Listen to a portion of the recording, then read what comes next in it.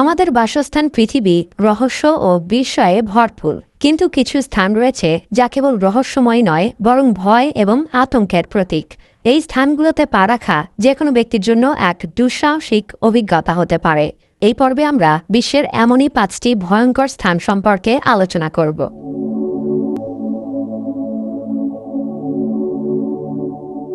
Death valley হল যুক্তরাষ্ট্রের ক্যালিফোর্নিয়ায় অবস্থিত একটি বিশাল মরুভূমি, যা চরম আবহাওয়া এবং নির্জনতার কারণে বিশ্বের সবচেয়ে ভয়ঙ্কর জায়গাগুলোর তালিকায় শীর্ষে রয়েছে। ডেথ ভ্যালি তার নামের মতোই একটি মৃত্যুর উপত্যকা, যেখানে প্রকৃতির নিষ্ঠুরতা মানুষকে চ্যালেঞ্জ করে। 2019-20 সালের মধ্যে এখানেই পৃথিবীর সর্বোচ্চ তাপমাত্রা রেকর্ড করা হয়েছে। এখানকার তাপমাত্রা 56.7 ডিগ্রি সেলসিয়াস পর্যন্ত উঠেছিল। অধিক তাপমাত্রার কারণে এখানে হিটস্ট্রোকের ঝুঁকি অনেক বেশি। এই মরুভূমিটি অদ্ভুত বালির সমাহারে ভরপুর। এখানে পানির কোনো উৎস নেই, ফলে এখানে গেলে মাত্র কয়েক ঘন্টার মধ্যে পানি শূন্যতা এবং পিপাসায় মৃত্যু হতে পারে। এখানকার বালিময় পরিবেশে হঠাৎ করেই স্যান্ডস্টর্ম বা বালি ঝড় তৈরি হতে পারে। প্রাকৃতিক ঝড় এবং অধিক তাপের কারণে এখানকার প্রতিটি পদক্ষেপই ঝুঁকিপূর্ণ। ডেথ ভ্যালি ভয়ঙ্কর জায়গা হওয়া সত্ত্বেও এখানে যাওয়ার জন্য মানুষের কৌতূহলের শেষ নেই, কারণ এখানে আছে নৈসর্গিক সৌন্দর্য। ভ্রমণপ্রেমীরা এখানে সোনালী বালুকা আর পাহাড়ের ছায়া সম্বলিত অসাধারণ মরুভূমির দৃশ্য উপভোগ করতে আসে। এছাড়া এখান থেকে রাতের বেলা তারকারাজির অসাধারণ দৃশ্যও দেখা যায়।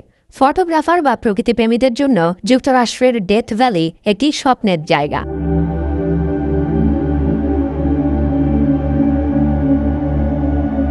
ব্রাজিলের সাও পাওলো উপকূল থেকে প্রায় 30 কিলোমিটার দূরে ইলহা দে কোইমাডা গ্রান্ডে দ্বীপ অবস্থিত, যা স্নেক আইল্যান্ড নামে অধিক পরিচিত। এটি পৃথিবীর অন্যতম ভয়ঙ্কর জায়গা।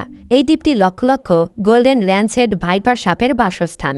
এরা পৃথিবীর সবচেয়ে বিষাক্ত সাপগুলোর মধ্যে অন্যতম। এই দ্বীপটি এত বেশি সাপে ভরা যে প্রতি বর্গমিটারে প্রায় 5টি সাপ রয়েছে বলে ধারণা করা হয়। গোল্ডেন ল্যান্সহেড ভাইপারের কামড় অবিশ্বাস্য রকমের বেদনাদায়ক এবং এর কামড়ের ফলে দ্রুত মৃত্যু ঘটতে পারে। গোল্ডেন ল্যান্সহেড সাপের বিষ মাংসকে গলিয়ে ফেলতে পারে। ব্রাজিলের সরকার এই দ্বীপে প্রবেশ নিষিদ্ধ করেছে, যা এর ভয়াবহতারই ইঙ্গিত দেয়। কেবলমাত্র কিছু বিজ্ঞানী বিশেষ অনুমতি নিয়ে গবেষণার কাজে এখানে যেতে পারেন। সাও পাওলোর নৌবাহিনী এই দ্বীপে নিয়মিত টহল দেয়, যাতে কেউ অবৈধভাবে এখানে প্রবেশ করতে না পারে।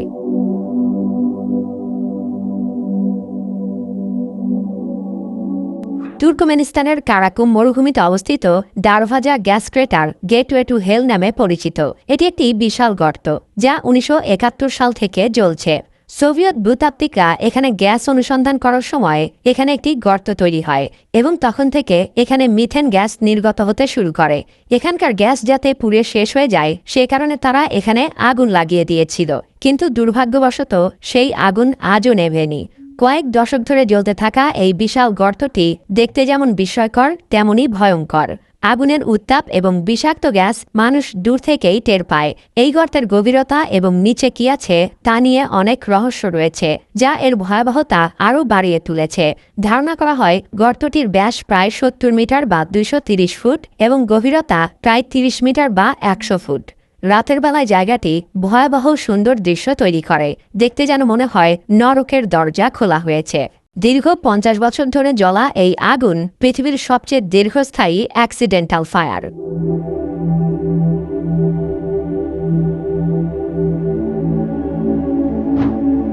জাপানের ফুজি পর্বতের উত্তর পশ্চিম পাদদেশে অবস্থিত আকিগোহারা বন, যেটি স্থানীয়ভাবে গাছের সাগর নামে পরিচিত।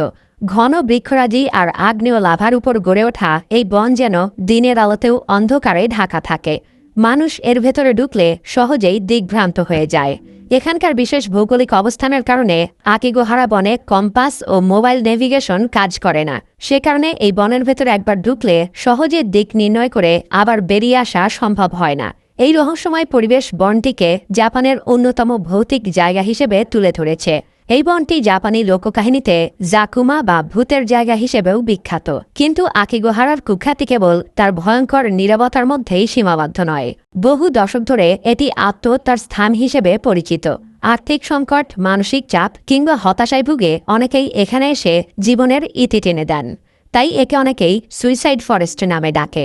সরকারের পক্ষ থেকে এই বন জুড়ে নানা সতর্কতামূলক সাইনবোর্ড টানানো হয়েছে, যেখানে লেখা থাকে তুমি একা নও কিংবা তোমার পরিবারকে মনে করো। তবুও প্রকৃতির নিস্তব্ধতা আর মানুষের মনের গভীর অন্ধকার মিলিয়ে আকিগোহারা আজও রহস্য, আতঙ্ক আর শোকের প্রতীক হয়ে আছে।